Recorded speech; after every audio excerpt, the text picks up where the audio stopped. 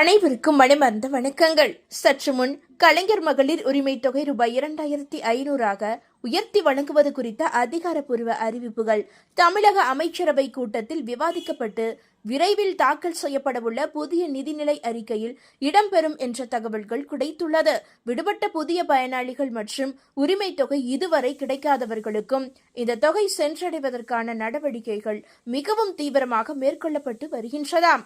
அதேபோல பெண்கள் இந்த உரிமை தொகையை பெறுவதற்கு கட்டாயம் இகேஒய்சியை முடித்திருக்க வேண்டுமாம். பெண்கள் ரூபாய் 2500 பெறுவதற்கு ஆதார் இகேஒய்சி சரிபார்ப்பை விரல் ரேகை அல்லது மொபைல் ஓடிபி மூலம் முடித்திருக்க வேண்டும்.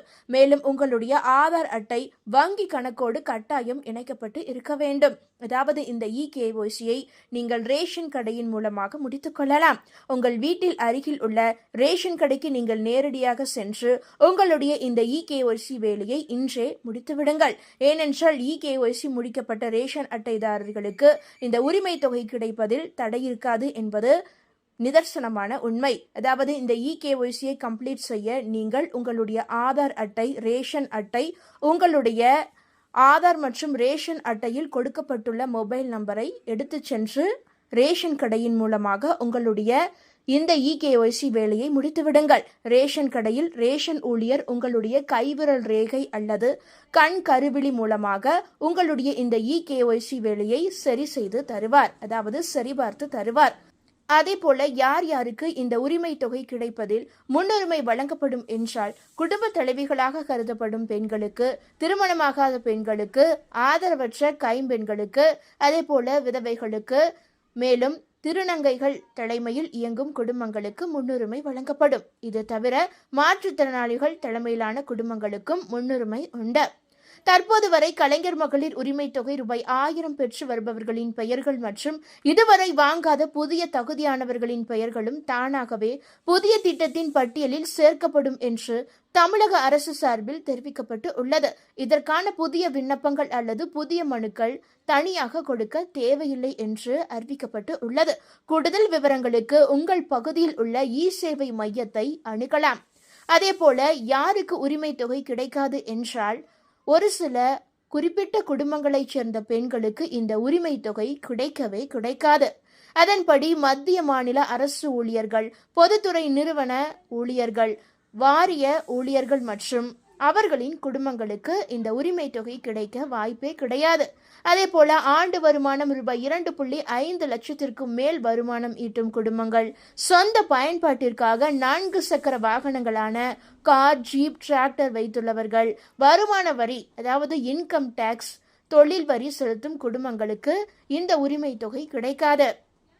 இது தவிர ஆண்டுக்கு வீட்டு உபயோகமாக 3600 யூனிட்டுகளுக்கு மேல் மின்சாரம் பயன்படுத்தும் குடும்பங்களுக்கும் உரிமை தொகை கிடைக்காது. ஏற்கனவே முதியோர் ஓய்வூதியம், விதவை ஓய்வூதியம் போன்ற சமூக பாதுகாப்பு திட்ட ஓய்வூதியம் பெறும் பயனாளிகளுக்கு இந்த உரிமை தொகை கிடைக்காது. இருந்தாலும் மாற்றுத்திறனாளிகள் ஓய்வூதியம் பெறுபவர்களுக்கு இந்த ஒரு திட்டத்தின் கீழ் விதிவிலக்கு உண்டு. அதே போல இந்த உரிமை தொகையை அரசு உயர்த்தி வழங்குவதால் கூடுதலாக அரசுக்கு எவ்வளவு செலவாகும் என்ற மிக முக்கிய தகவலும் சற்று முன் வெளியிடப்பட்டு உள்ளது. அதாவது தமிழ்நாடு அரசு மாதம் 2500 ரூபாயை 1.31 கோடி பெண்களுக்கு கொடுத்தால் எவ்வளவு பணம் தேவைப்படும் என்பது குறித்த ஒரு மிக முக்கிய தகவல் வெளியாகி உள்ளது. இந்தியாவிலேயே பெண்களுக்கு மாதம் 1000 ரூபாய் வழங்கும் உரிமை தொகை திட்டத்தை செயல்படுத்தும் முதன்மை மாநிலமாக தமிழகம் உள்ளது. திமுக கொண்டு வந்த இந்த திட்டத்தை மற்ற மாநிலங்கள் செயல்படுத்தினாலும் தமிழ்நாட்டை போல் இவ்வளவு பயனாளிகள் கொண்ட மாநிலங்கள் எந்த மாநிலத்திலும் கிடையாது.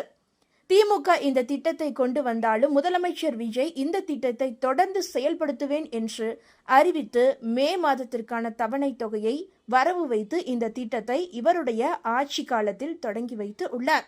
இந்த நிலையில் இந்த திட்டத்தால் தமிழ்நாடு அரசுக்கு மாதம் எவ்வளவு செலவாகிறது, ரூபாய் 2500 உயர்த்தி வழங்கும் போது இன்னும் எவ்வளவு நிதி கூடுதலாக தேவைப்படும் என்பது குறித்த ஒரு மிக முக்கிய குறு தகவல் வெளியாகி உள்ளது. அதாவது தமிழ்நாட்டில் 1.31 கோடி தகுதியுள்ள பெண்களுக்கு மாதந்தோறும் ரூபாய் 1000 வழங்கப்படுகிறது. இதனால் தமிழ்நாடு அரசுக்கு ஒரு மாதத்திற்கு ரூபாய் 1310 கோடி செலவாகிறது. மாதம் 1000 ரூபாய் வழங்கும் இந்த திட்டத்தின்படி 1.31 கோடி பயனாளிகளுக்கு ஓராண்டுக்கு தேவையான ஒட்டுமொத்த நிதி ஒதுக்கீடு தோராயமாக 15,720 கோடியாக உள்ளது. மாதாந்திர உரிமை தொகை ரூபாய் 2,500 உயர்த்தப்பட்டால் 1.31 கோடி பெண்களுக்கு வழங்குவதற்கு மட்டும் அரசுக்கு ஒவ்வொரு மாதமும் சரியாக ரூபாய் 3,275 கோடி தேவைப்படும். உயர்த்தப்பட்ட ரூபாய் 2,500 தொகையை ஒரு வருடத்திற்கு முழுமையாக வழங்க தமிழ்நாடு அரசு ஆண்டுக்கு மொத்தமாக ரூபாய் 39,300 கோடியை இந்த திட்டத்திற்காக ஒதுக்க வேண்டி இருக்கும். உரிமை தொகையை ரூபாய் 2,500 உயர்த்துவதால் தற்போதைய செலவை விட அரசுக்கு கூடுதலாக ஒவ்வொரு மாதமும் ரூபாய் 1,965 கோடி நிதி சுமை ஏற்படும். வருடாந்திர கணக்கீட்டின்படி பார்த்தால் தற்போதைய திட்ட செலவை விட ஆண்டுக்கு கூடுதலாக மட்டும் ரூபாய் 23,580 கோடி அரசுக்கு தேவைப்படும். இந்த புதிய உயர்வு அமலுக்கு வந்தால் தகுதியுள்ள ஒவ்வொரு குடும்ப தலைவிக்கும் தற்போதைய தொகையை விட கூடுதலாக மாதந்தோறும் ரூபாய் 1,500 கையில் கிடைக்கும். வழக்கமான ஆண்டு வருமானம் ரூபாய் 12,000 இருந்து உயர்ந்து இனி ஒரு பெண்ணுக்கு இந்த திட்டத்தின் மூலம் மட்டுமே ஆண்டுக்கு ரூபாய் 30,000 முழுமையாக கிடைக்கும். திட்டத்தை ரூபாய் 2,500 உயர்த்தும் போது சமூக நலத்துறைக்கான பட்ஜெட் ஒதுக்கீட்டை தமிழ்நாடு அரசு 2 மடங்குக்கும் மேலாக அதிகரிக்க வேண்டிய கட்டாயமும் ஏற்படும். அரசுக்கு நிதி சுமை கூடினாலும் 1.31 கோடி ஏழை எளிய பெண்களின் வாங்கும் திறன் அதிகரிப்பதால் கிராமப்புற பொருளாதாரம் மற்றும் பணப்புழக்கம் கணிசமாக உயரும் என்பதில் சந்தேகமே கிடையாது. அதேபோல தற்போது தமிழ்நாட்டில் மக்கள் தொகை கணக்கெடுக்கும் வேலைகள் தீவிரமாக தொடங்கியுள்ளது.